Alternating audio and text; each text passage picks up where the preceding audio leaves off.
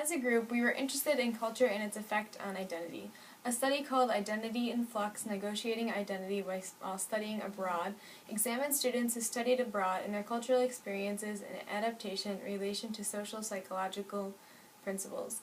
The study said that when faced with adapting to a new context, individuals not only deepen their understanding of the other, but equally deepen the understanding of themselves.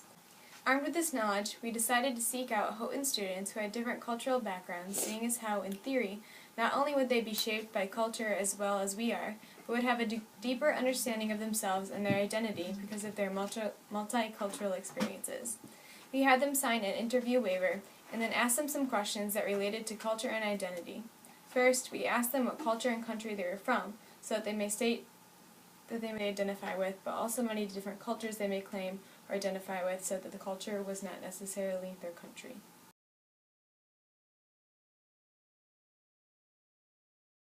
I was born in Bolivia, but I could kind of say that even though I am actually 50% Bolivian and 50% American, like blood-wise, I feel kind of more culturally American. Brazil. Brazilian culture. I'm from Kazakhstan, so I guess, but I grew up with a minority, which is the Uyghurs. I'm from South Korea, but I grew up in the Middle East.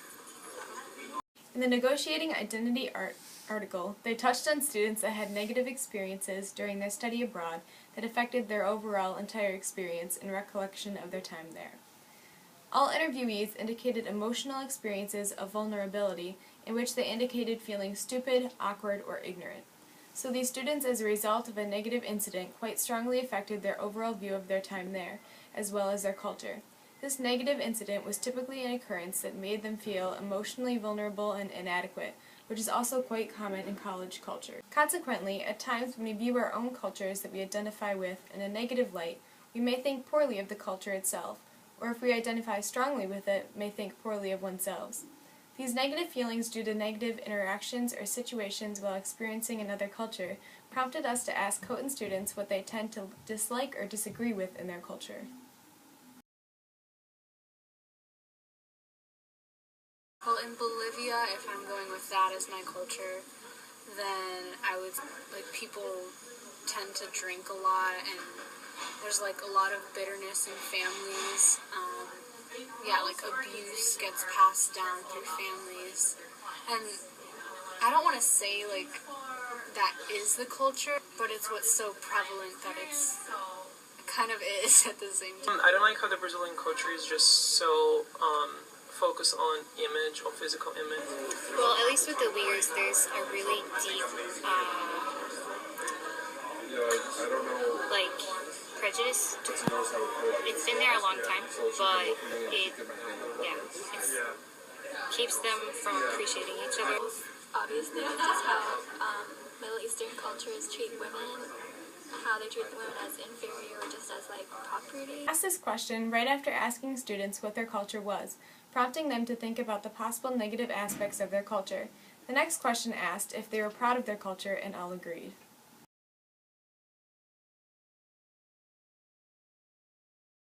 Actually, I'm a pacifist, so I wouldn't go to war for any country. But yeah, I'm proud for both of my ethnicities. Yes.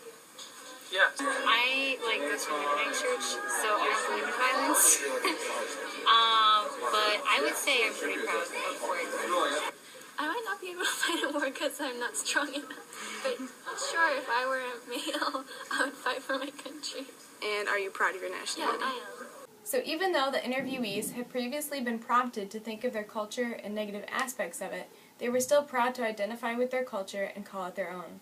We asked if they would be willing to fight for their country, as in the article National Identity and Religious Diversity, and use this in a measure to determine cultural identity. The results for this question are kind of hard to examine, since some were pacifists who don't fight, but the main importance of this question was identifying with their culture and being proud of it even after talking about it negatively. The Negotiating Identity article also said that identity is negotiable whenever one is faced with a new context. Coming from your home and whatever your culture you have there, and then coming to Houghton qualifies as a new context. meaning that your identity is thus negotiable and subject to change, as you may say. So we asked our Houghton students a couple different questions about culture and identity, and how well they personally felt on a scale of 1 to 5, and graphed their results. We first asked them how well they felt they were integrated into the culture at Houghton.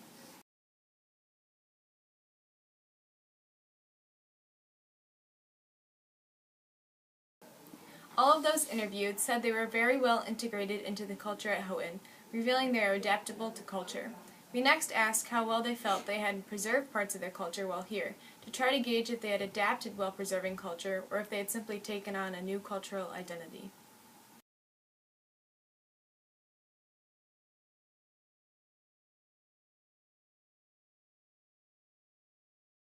From the small sample of students willing to be interviewed, 25% thought that they preserved their culture very well, and 75% rated their cultural preservation as a 3 on a scale of 1 to 5. Since the majority only rated the preservation of culture as a 3 on a scale of 1 to 5, this suggests that new cultural identities in this context occurred more often than just simply adapting. A later question touched more on cultural preservation in different culture contexts. We next asked them how big of an impact they felt that culture had on identity.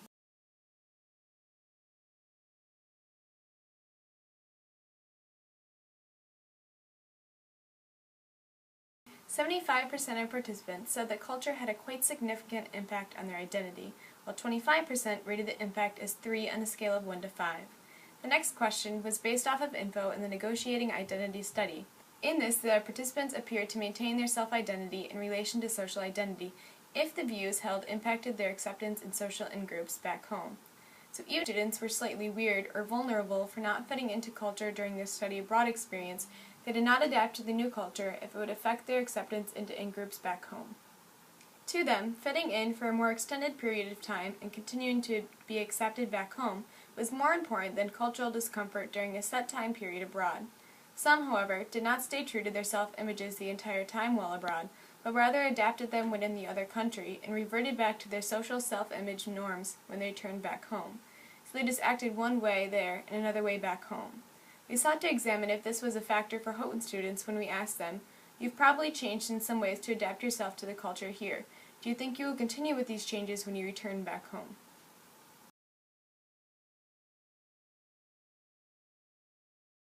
I always felt like the American in Bolivia, so yeah, it's a kind of complicated situation for me, I guess. And up here, sometimes I feel like the Bolivian, but I mostly feel like I fit in better up here. I think so. I think Houghton has really impacted who I am and who I'm going to become, so yes. I guess, I know one of the things that people talk about is, the whole thing of, sense of time, which changed when I came here, but I mean, some things will stay, obviously. I think so. Probably because, the education here has changed the way I think. So I'll probably continue that. It's hard to go backwards in your thinking, so I'll probably keep that. One of our Houghton students stated that Houghton had changed the way they thought, and as such believed that they would continue with these changes they had made to their identity when and if in their other cultural background country. Others touched on more cultural values that would change when they returned back home, such as stating that something would change in the concept of time, a cultural and contextual value. Another interviewee identified herself as being the Bolivian in America and vice versa, showing that she is quite aware of her dual cultural identity and how it affects her identity as an individual. By stating it in such a way, it seems as if she has different aspects of her identity that she attributes to either her Bolivian or American background, and feels out of place when demonstrating a behavior or belief consistent with one culture while amongst the other people in the other culture, making her feel slightly out of place, but it nonetheless is something she identifies with and consciously stated to be proud of.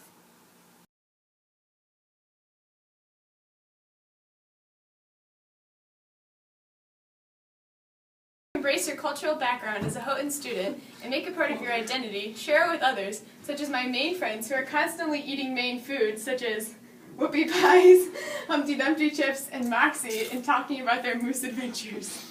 Or share your culture through cultural expressions, slang, and regional ways of talking. Yes, bub. Gonna go to Hannah Foods.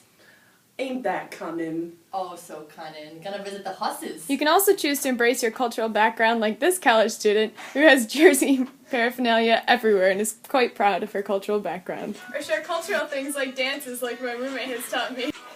Embrace your culture and share it with others and you can make great friends.